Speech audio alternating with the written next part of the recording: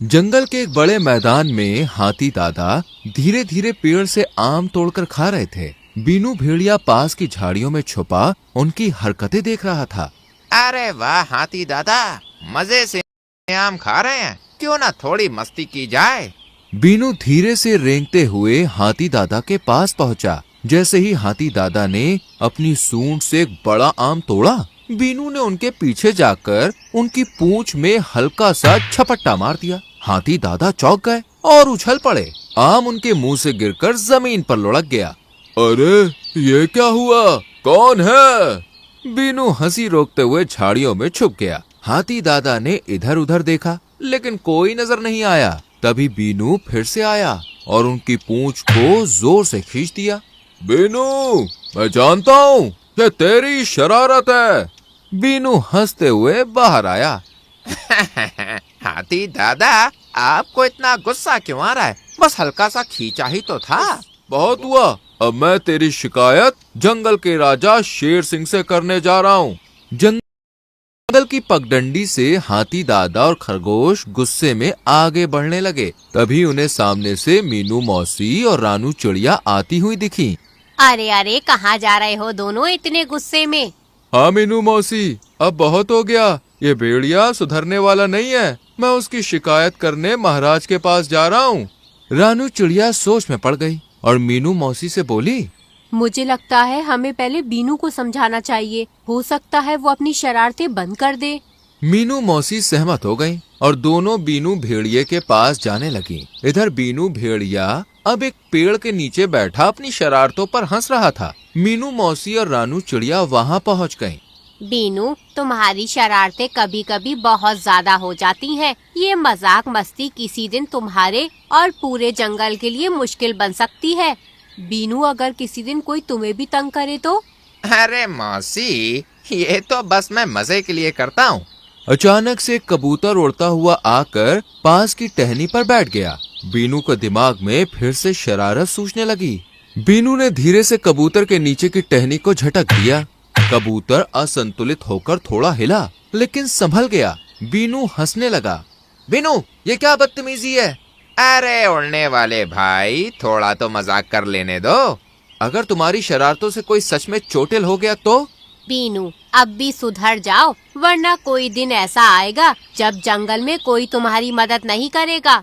बीनू थोड़ा सोचने लगा, लेकिन उसकी शरारतें बंद करने का कोई इरादा नहीं था। मीनू मौसी और रानू चिड़िया चिंतित होकर वहाँ से चली गईं। इधर जंगल का दरबार सजा हुआ था, जहाँ बड़े बड़े पेड़ और चारों ओर हरियाली थी। शेर सिंह अपने आसन पर बैठा था। सामने हाथी दादा खड़े थे। उनके चेहरे पर गुस्सा साफ झलक रहा था। अब बहुत हो गया। बीनू भेड़िए की शरारतें दिन पर दिन बढ़ती ही जा रही है। वो पूरे जंगल को तंग करता है। शेर सिंह की आंखों में गुस्सा भड़क उठा। अब बहुत हुआ। बीनू की शरारतें अब सहन नहीं की जाएंगी। मैं उसे नहीं छोड़ूंगा। उसकी हदें पार हो चुकी हैं। शेर सिंह गुस्से में जंगल की ओर बढ़ गया और अपनी तेज चाल से बीनू भेड़िए की तलाश करने लगा। बीनू भेड़िया एक घने वृक्ष के नीचे लेटा आराम कर रहा था। उसकी आंखें बंद थी और वो अपनी शरारतों पर हंस रहा था। तभी आसमान से काला कौवा तेजी से उड़ता हुआ आया और पेड़ की डाल पर आकर बैठ गया। बीनू उठो, जंगल का शेर तुम्हें तलाश कर रहा है और वो इस बार बहुत गुस्से में है। मुझे नहीं लगता कि वो तुम्हें जीवित छोड़ेगा। बीनू भेड़िए की आंखें चौड़ी हो गई। वो हड़बड़ाकर इधर उधर देखने लगा। उसके माथे पर पसीने की बूंदें छलक आईं। अब क्या करूं? अगर शेर सिंह ने पकड़ लिया मुझे तो मेरा तो काम तमाम हो जाएगा। अचानक बीनू के दिमाग में एक विचार आया और उसकी आंखों में चमक दौड़ पड़ी। वो आत्मविश्वास से बोला, इस जंगल में एक ऐसा तालाब है जहाँ कोई नहीं जाता। मैं वहीं जाकर छुप जाता हूँ। नहीं बीनू, वहाँ मत जाओ। महाराज शेर सिंह ने उस तालाब में जाने की सख्त मनाही कर रखी है। लेकिन बीनू ने कौवे की बात अनसुनी कर दी और तेजी से उस रहस्यमयी तालाब की ओर भाग गया। तालाब एक वीरान इलाके में था। उसके चारों ओर घनी झाड़ियाँ थी और तालाब का पानी हरे काले रंग का था, जैसे बरसों से उसमें कोई हलचल ना हुई हो। वहाँ का माहौल विचित्र सा था, बिल्कुल सन्नाटा। बीनू भेड़िया वहाँ पहुँचा, रुक गया और वो तालाब की ओर देखने लगा। ये तालाब तो बहुत गंदा है, लगता है बरसों से यहाँ कोई नहीं आया है। तभी तालाब के पानी लगी। धीरे धीरे पानी में से एक बड़ी मछली निकल आई और बीनू को घूरने लगी। उसकी आंखें विचित्र अंदाज में चमक रही थी। बरसों बाद जंगल का कोई प्राणी यहाँ आया है।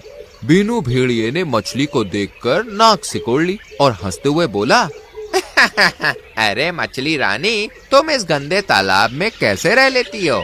अगले ही पल मछली अचानक गायब हो गई। बीनू को अचानक अजीब से चक्कर आने लगे। उसकी आंखें लाल हो गईं और उसके शरीर में एक अजीब सी ताकत महसूस होने लगी। वो अचानक गुर्राने लगा और जंगल की ओर दौड़ पड़ा। शेर सिंह जो जंगल में बीनू की तलाश ही कर रहा था, तभी बीनू तेजी से भागता हुआ सीधा शेर सिंह से आकर टकरा गया। बीनू, तुम्हारी शिकायत बहुत बढ़ गई है, अब मैं तुम्हें नहीं छोड़ूंगा। लेकिन अगले ही पल बीनू के शरीर में एक विचित्र परिवर्तन हुआ। उसकी गुर्राहट और भयानक हो गई और उसकी ताकत कई गुना बढ़ गई। वो अचानक शेर सिंह पर झपट पड़ा। शेर सिंह को संभलने का मौका भी नहीं मिला और बीनू ने उसे जोर से जमीन पर गिरा दिया। शेर सिंह आश्चर्य से देख रहा था। ये क्या हो रहा है? बीनू के अंदर इतनी ताकत कहां से आ गई? शेर सिंह ने खुद को बचाने की कोशिश की, लेकिन बीनू लगातार हमला करता रहा। शेर सिंह बुरी तरह घायल हो गया और खुद को मुश्किल से बचाकर वहां से भाग निकला। दूर एक पेड़ की टहनी पर बैठा काला कौवा ये सब देख रहा था। उसकी आंखों में डर था। काला कौवा तेजी से उड़ता हुआ मीनू मौसी और रानू चिड़िया के पास पहुंचा, जो पास के पेड़ पर बैठी हुई थी। क्या हुआ काले कौवे, तुम इतने डरे हुए क्यों हो? बहुत बड़ा अनर्थ हो गया। बीनू भेड़िया पहले जैसा नहीं रहा। उसने शेर सिंह पर हमला कर दिया और उसे घायल कर दिया। ये कैसे हो सकता है? बीनू उस रहस्यमय तालाब में गया था, वहाँ कुछ हुआ, कई गुना बढ़ गई। मीनू मौसी और रानू चिड़िया एक दूसरे की ओर चिंता से देखने लगी। इधर शेर सिंह गहरी चोटों के कारण जंगल के अपने कक्ष में पड़ा था। तभी काला कौवा, मीनू मौसी और रानू चिड़िया वहां पहुंची। मीनू मौसी, रानू, तुम लोग यहाँ क्यों आई हो?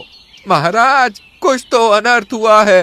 बीनू भेड़िए के अंदर ये शक्ति कहाँ से आ गई? जब बीनू ने मुझ पर हमला किया तो मुझे लग ही नहीं रहा था कि वो वही शरारती बीनू भेड़िया है। ऐसा लग रहा था जैसे उसके शरीर के अंदर कोई और शक्ति समा गई हो।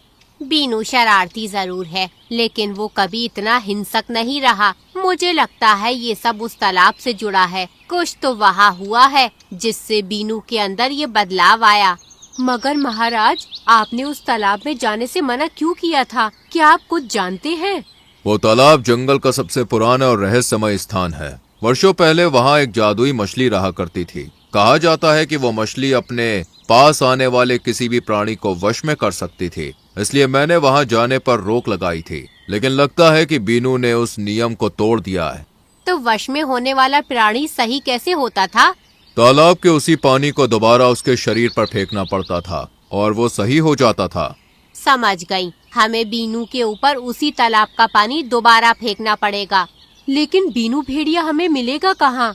शायद उसी तालाब के पास। रात हो चुकी थी। मीनू मौसी, रानू चिड़िया और काला कौवा मिलकर बीनू की तलाश करने निकले। वो तालाब की ओर बढ़ रहे थे। तभी अचानक झाड़ियों से बीनू भेड़िया निकल आया। उसकी आंखें अब भी चमक रही थी। वो एक गहरी गुर्राहट के साथ आगे बढ़ने लगा। देखो, बीनू आ गया। वो धीरे धीरे उनकी ओर आगे बढ़ने लगा। बीनू, क्या हो गया है? नहीं रहे। ये शक्ति तुम्हें कहाँ से मिली? मैं जंगल का सबसे ताकतवर शिकारी हूँ। अब इस जंगल पर मेरा राज होगा। नहीं, ये बीनू की आवाज नहीं है, ये कोई और है। बीनू, तुम्हें याद है जब तुम छोटे थे तो तुम हम सबके साथ खेलते थे। जब तुमने पहली बार शहद चुराया था और तुम्हारी नाक पर चिपक गया था। बीनू के चेहरे पर हल्की सी शिकन आ गई। उसकी आंखें कुछ पलों के लिए सामान्य हो गई, लेकिन वो फिर से गुस्से में आ गया। तभी काला कौवा जोर से चिल्लाते हुए बोला, मीनू मौसी, वो मछली, शायद वो अभी बीनू के अंदर है। मीनू मौसी ने जल्दी से पास के तालाब का पानी लिया और बीनू के सर पर डाल दिया। जैसे ही पानी उसके सर पर पड़ा, बीनू के शरीर से एक हल्की रोशनी निकली और अचानक तालाब में से वो मछली फिर से प्रकट हो गई। ये तालाब एक प्राचीन शक्ति से भरा हुआ है। वर्षों बाद कोई प्राणी यहाँ आया और मैंने बीनू को वश में कर लिया। ये कहते ही मछली अचानक पानी में कूद गई। बीनू धीरे धीरे होश में आ गया। ये मैं कहाँ हूँ? मुझे क्या हो गया था? अब सब ठीक हो गया है बीनू। मुझे माफ कर दो, मैंने बहुत गलत किया। अब जल्दी चलो यहाँ से और वापस चलकर तुम फिर से हमारे वही पुराने शरारती बीनू बन सकते हो। बीनू मुस्कुराने लगा। सबने राहत की सांस ली और जंगल एक बार फिर से पहले जैसा खुशहाल हो गया। जंगल में बारिश बंद होने के बाद अच्छी धूप निकली थी। हिरन अच्छी धूप का आनंद उठाने के लिए अपने घर से कुछ दूर चला ही था कि तभी उसे रास्ते में एक मुर्गी दिखाई दी। हिरन उस मुर्गी को देखकर बुरी तरह से चौंक पड़ा और दौड़ता हुआ उसके पास जाकर बोला, तुम तो इस जंगल की मालूम नहीं पड़ती। मैंने तुम्हारी जैसी सुंदर मुर्गी अपने जंगल में तो नहीं देखी। तुमने बिल्कुल सही कहा सुंदर हिरन, मैं इस जंगल की नहीं हूँ, मैं बहुत दूर से आई हूँ। बहुत दूर से आई हो? मैं कुछ समझा नहीं। मेरा जंगल दूसरे देश में है। मैं एक बहुत ही खास समुदाय से ताल्लुक रखने वाली मुर्गी हूँ। तो क्या इस बात को हमारे जंगल का राजा शेर जानता है? मुर्गी हंसते हुए हिरन की ओर देखकर बोली, मैं जिस समुदाय से ताल्लुक रखती हूँ वो बहुत ही प्राचीन और खास समुदाय है। हमारे समुदाय की मुर्गियाँ किसी भी जंगल के बगैर राजा की इजाजत के बगैर रुक सकती हैं और कोई हमें अपने जंगल में रुकने के लिए क्यों रोकेगा? हम किसी को नुकसान नहीं पहुँचाती। इतना बोलकर मुर्गी आगे बढ़ गई, मगर वो नहीं जानती थी कि उसकी इस बात को ब्लैक बर्ड बहुत ही गौर से सुन रही थी। ब्लैक बर्ड उस मुर्गी को बहुत ही गौर से देखते हुए बोली, ये तो प्राचीन समुदाय से ताल्लुक रखने वाली मुर्गी है। मैंने सुना है कि साल में 3 दिन ये अपनी जुबान से जो भी बोलती हैं वो सच हो जाता है और ये समय तब शुरू होता है जब बारिश का महीना खत्म होने वाला होता है। मुझे इस बात का फायदा उठाना चाहिए। इतना बोलकर ब्लैक बर्ड सीधी उड़ती हुई उस मुर्गी के पास जाकर बोली, क्या तुम मुझसे दोस्ती करोगी? हाँ, मुझे दोस्ती करना अच्छा लगता है, लेकिन क्या तुम मुझे जानती हो? नहीं, मैं तुम्हें पर्सनली तो नहीं जानती, लेकिन इतना मैं जानती हूँ कि तुम बहुत ही खास समुदाय से ताल्लुक रखने वाली हो। तुम जिस समुदाय से हो उस समुदाय की इज्जत जंगल का हर राजा करता है और तुम कभी किसी को नुकसान नहीं पहुंचाती। ये सुनकर मुर्गी खुश हो गई। तुम तो मैं जानती हो, मैं भी तुम्हारे साथ साथ आगे आगे चलती हूँ। मुर्गी ब्लैकबर्ड के संग कुछ दूर चली ही थी कि तभी वहाँ पर रानू चिड़िया आ गई और उस मुर्गी की ओर देखकर बोली, तुम्हें इस ब्लैकबर्ड की बातों में नहीं आना चाहिए। शायद इसने तुम्हें पूरी बात नहीं बताई। ये मेरी दोस्त है, इसने मुझे बताया कि मैं कितनी शक्तिशाली हूँ। मेरे रास्ते से हट जाओ, नहीं तो मैं अपनी जुबान से तुम्हारे खिलाफ उल्टे सीधे शब्द निकाल दूंगी। फिर मत कहना कि ये क्या हुआ। फिर रानू चिड़िया मौके की नजाकत देखकर वहाँ से चली गई। ब्लैकबर्ड मुर्गी के साथ आधे दिन तक घूमती रही। दोपहर के समय ब्लैकबर्ड मुर्गी से बोली, मेरा आम खाने का बहुत मन कर रहा है। अब इसमें तो मैं तुम्हारी कोई मदद नहीं कर सकती। आम तो पेड़ की डाली पर लटके हैं और मैं इतना ऊंचा नहीं उड़ सकती। शायद तुम नहीं जानती, अगर तुम अपनी जुबान से कहोगी कि आम का गुच्छा नीचे गिर जाए तो गिर जाएगा। क्या मतलब? ऐसे कैसे हो सकता है? ऐसा मुमकिन नहीं। शायद तुम्हें अपनी शक्ति का ज्ञान ही नहीं है। अगर तुम्हें विश्वास नहीं होता तो ऐसा करके देख लो। मुर्गी ने ठीक वैसा ही किया। अगले पल आम का गुच्छा जमीन पर गिर पड़ा। ये देखकर मुर्गी विश्वास भरी नजरों से आम के गिरे हुए गुच्छे को देखने लगी। शायद तुम्हारे समुदाय और परिवार लोगों ने तुम्हें बताया नहीं कि तुम मुर्गियों में एक बहुत सी खास शक्ति होती है। तुम जो बोलती हो वो सच हो जाता है और उसके बावजूद भी तुम सबसे कमजोर प्राणी हो, जबकि जंगल का सबसे ताकतवर प्राणी तुम्हारी समुदाय की मुर्गियों को माना जाना चाहिए। तभी वहाँ पर उछाल मारता हुआ बंदर आ गया और क्रोधित नजरों से उस मुर्गी की ओर देखकर बोला, तुम्हारी हिम्मत कैसे हुई इस आम के गुच्छे को तोड़ने की? क्या तुम्हें पता नहीं कि इस पेड़ पर मेरा अधिकार है और तुम तो इस जंगल की भी नहीं लगती। ये सुनकर मुर्गी को पता नहीं क्यों गुस्सा आ गया। क्या तुम यहाँ के राजा हो क्या? अरे इस पेड़ पर यहाँ के सभी पक्षी और जानवरों का अधिकार है। तुम कैसे कह सकते हो कि इस पेड़ पर सिर्फ तुम्हारा ही अधिकार है? क्या इस पर लगे हुए आम सिर्फ तुम ही खाओगी? हाँ, मैं ही खाऊंगा और मुझसे ज्यादा उलझने की जरूरत नहीं है। तुम शायद मुझे जानती नहीं हो। मैं अपने से कमजोर प्राणियों को बहुत जल्दी अपना पंजा मारकर घायल कर देता हूँ और तुम तो वैसे भी मेरे जंगल की हो ही नहीं। बंदर की बात सुनकर मुर्गी गुस्से से जाने ही वाली थी कि तभी ब्लैकबर्ड मुर्गी से बोली, तुम इसे सबक क्यों नहीं सिखाती हो? मैं भला सबक कैसे सिखा सकती हूँ?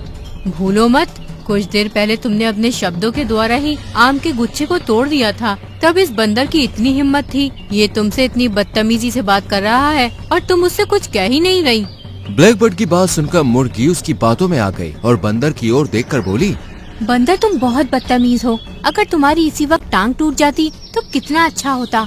मुर्गी ने शब्द बोले थे कि तभी बंदर बुरी तरह से करहाने लगा और जमीन पर गिर गया। ये देखकर मुर्गी को अपनी आंखों पर विश्वास नहीं हुआ।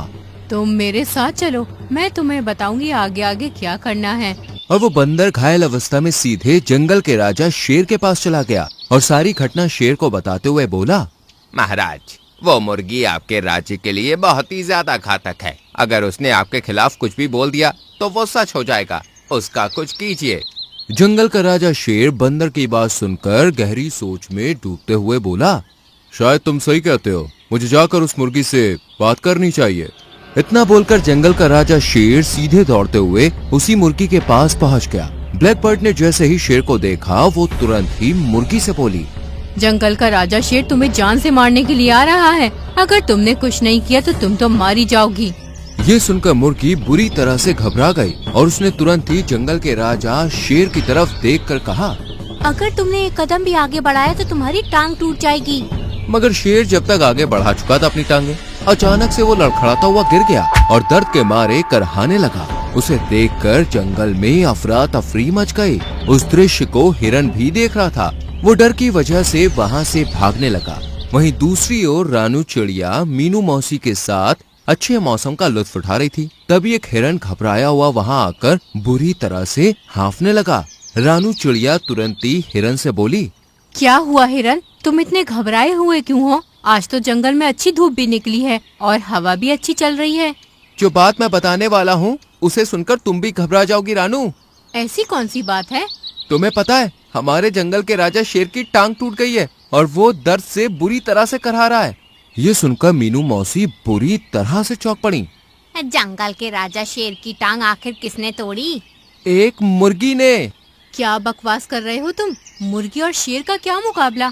यही तो रहस्य है रानू चिड़िया। अपनी जान बचाना चाहती हो तो तुम भी इस जंगल को छोड़कर चली जाओ, नहीं तो वो मुर्गी तुम्हें भी नहीं छोड़ेगी। इतना बोलकर हिरन वहाँ से भाग गया। रानू चिड़िया गहरी सोच में डूबती हुई मीनू मौसी से बोली, मुझे अब थोड़ा थोड़ा समझ आ गया है, लगता है मुझे कुछ करना ही पड़ेगा, नहीं तो उस मुर्गी की जान खतरे में पड़ जाएगी। वहीं दूसरी ओर जंगल का राजा शेर क्रोध भरी नजरों से मुर्गी को देखने लगा। तभी ब्लैकबर्ड मुर्गी से बोली, जंगल के राजा शेर को जिंदा छोड़ना मूर्खता होगी। मुर्गी अपनी जुबान से जल्दी से शब्द निकालो कि जंगल का राजा शेर यहीं मर जाए। तभी वहाँ पर रानू चिड़िया मौसी के साथ उड़ती हुई आई और मुर्गी की ओर देखकर बोली, ऐसा भूल कर भी मत करना मुर्गी, तुम शायद नहीं जानती कि ब्लैकबर्ड तुम्हारी ताकत का नाजायज फायदा उठा रही है। ये तुम्हारी दोस्त नहीं बल्कि दुश्मन है। हमारे जंगल के राजा शेर तो तुम्हारे समुदाय के लोगों का बहुत सम्मान करते हैं। अगर ऐसी बात है तो फिर ये मुझे जान से मारने के लिए क्यों आ रहे थे? शेर कराहता हुआ मुर्गी से बोला, मैं तुम्हें जान से मारने के लिए नहीं आ रहा था खास समुदाय की मुर्गी, बल्कि तुमसे ये पूछने आ रहा था कि आखिर बंदर ने ऐसी क्या गलती कर दी कि तुमने उसकी टांग तोड़ दी।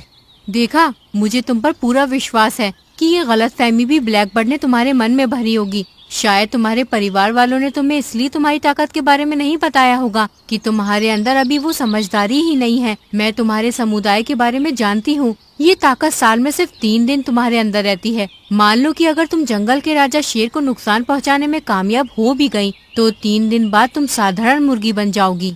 ये सुनकर मुर्गी को पछतावा होने लगा। वो जंगल के राजा शेर की ओर देखते हुए बोली, मुझे क्षमा कर दीजिए शेर राजा, मैं चाहती हूँ कि जंगल के राजा पहले जैसे ही सही हो जाएं और बंदर की टांग भी सही हो जाए। अगले ही पल जंगल का राजा बिल्कुल सही हो गया और क्रोधित अवस्था में ब्लैकबर्ड की ओर देख के बोला, तुम्हें तो अब मैं कारागार में ही डालूंगा। ब्लैकबर्ड, तुमने अब सारी हदें पार कर दी है। जंगल के राजा ने ब्लैकबर्ड को गिरफ्तार करके जेल में डलवा दिया और इस तरह रानू चिड़िया फिर से सबकी हीरो बन गई। तो दोस्तों, कैसी लगी आपको हमारी ये कहानी? अगर कहानी अच्छी लगी हो तो वीडियो को लाइक कीजिएगा, चैनल को सब्सक्राइब कीजिएगा और हाँ, कहानी अपने दोस्तों के साथ शेयर करना तो बिल्कुल मत भूलिएगा।